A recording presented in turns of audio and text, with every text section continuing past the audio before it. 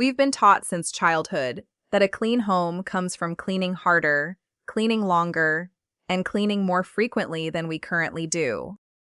So we buy better products, invest in powerful vacuums, subscribe to cleaning influencers, and dedicate entire Saturdays to scrubbing every visible corner of our homes. And yet, somehow, despite all this effort, the mess always seems to come creeping back within just a few short days. What if the actual problem was never really about how much we clean, but about the entire mindset sitting quietly behind the act of cleaning itself? In many traditional Japanese households, cleaning as a dedicated, exhausting weekend event barely exists as a concept at all. Instead, 5 specific, deceptively simple habits quietly prevent mess from ever fully forming in the first place, making the Western idea of a designated cleaning day feel almost entirely unnecessary and outdated. These aren't complicated organizational systems, expensive gadgets, or elaborate schedules requiring constant maintenance and willpower. They're small, repeatable, almost invisible actions that gradually replace reactive scrubbing with quiet, consistent prevention. Today, we're going to explore exactly what these 5 habits are, why they work so effectively, and precisely how you can begin implementing each one starting tonight, without spending any money or dramatically changing your lifestyle.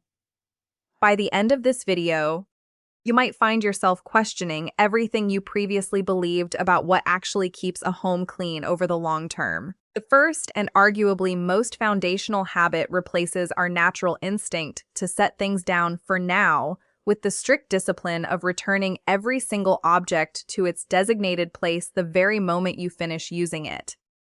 A coffee cup goes straight to the sink or dishwasher, not the coffee table where it will inevitably sit for hours. A jacket goes directly onto its hook, not draped carelessly over the back of a nearby chair. This practice isn't fundamentally about moving faster or working harder throughout your day. It's specifically about eliminating the tiny mental pause where a subtle decision to postpone gets quietly made without you even fully realizing it's happening. Every single "I'll deal with it later" moment is precisely how clutter silently builds over time. One small delay stacking upon another, until an entire room feels genuinely chaotic without any single dramatic, memorable mess ever technically occurring. By closing this decision gap completely and immediately, mess simply never gets the chance to accumulate enough to eventually require an exhausting, dedicated cleaning session down the road. Consider your own home for a moment. How many items are currently sitting in temporary spots, waiting for some future version of you to finally deal with them properly? This habit eliminates that waiting game entirely, replacing indecision with immediate, automatic action that requires surprisingly little conscious effort once truly established as routine. The second transformative habit dissolves the traditional, rigid line between actively doing something and cleaning up thoroughly afterward as a completely separate task. Instead of cooking an entire meal first and only then cleaning the resulting mess second, dishes get washed while food simmers gently on the stove, counters get wiped clean between individual cooking steps, and by the time dinner is actually ready to be served, the kitchen already looks remarkably finished and put together.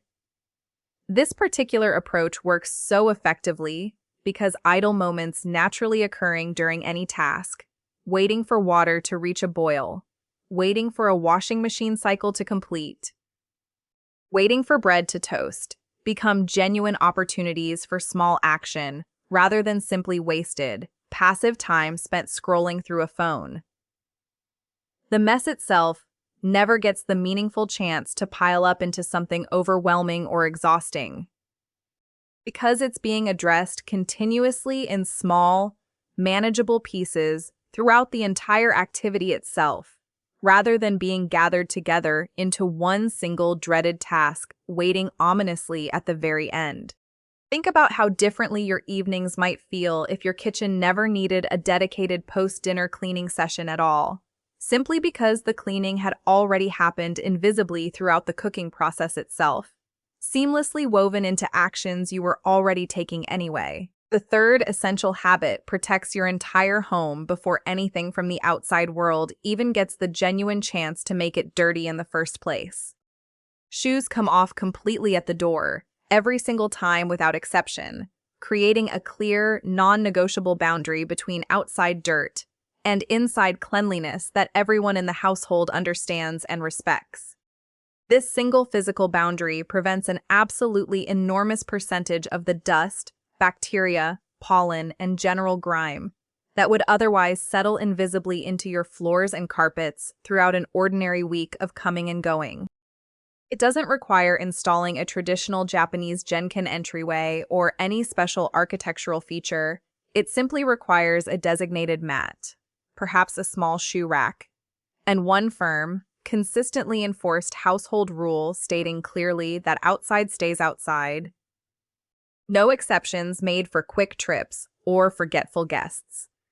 This protects everything beyond that threshold from constant, largely invisible contamination that most people never even consciously notice happening, yet which contributes significantly to that persistent feeling of dullness on floors, despite regular vacuuming and mopping efforts throughout the month. The fourth habit happens reliably every single night before bed, taking no more than 5 focused minutes total.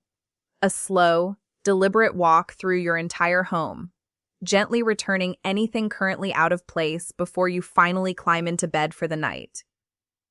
This isn't deep cleaning in any traditional sense whatsoever. It's simply closing out the day's accumulated open loops so that tomorrow genuinely starts fresh, rather than quietly inheriting today's leftover mess and unfinished business. Without this small, consistent nightly ritual, disorder naturally compounds night after night, gradually building until an entire dedicated weekend eventually becomes absolutely necessary just to catch back up to baseline. With this ritual firmly in place, mess itself never gets the chance to become more than one single day old, which fundamentally means it never accumulates enough mass to feel genuinely exhausting or overwhelming to address properly. Try this tonight before sleeping. Walk slowly through every room, return whatever you notice out of place, and experience firsthand how different tomorrow morning feels when you wake up to genuine order rather than yesterday's forgotten chaos. The fifth and final habit ties every previous concept together into one cohesive, powerful system. Every single object you own gets exactly one specific, permanent place, and it consistently returns there without fail, every single time. Not a vague general area somewhere in a drawer, but one exact, unchanging spot, the same hook, the same specific drawer, the same designated shelf, every single time without exception or negotiation. When there's genuinely zero ambiguity about where something belongs, there's correspondingly zero hesitation about actually putting it away properly, and clutter permanently loses those vague catch-all zones, where it typically originates and gradually spreads throughout an entire home. Together, these 5 interconnected habits don't actually ask you to clean more, work harder, or dedicate additional hours to household maintenance. They simply ask you to prevent mess before it ever meaningfully starts, which represents the real quiet secret behind homes that somehow manage to stay effortlessly, consistently clean without anyone inside them appearing to work particularly hard at achieving that result.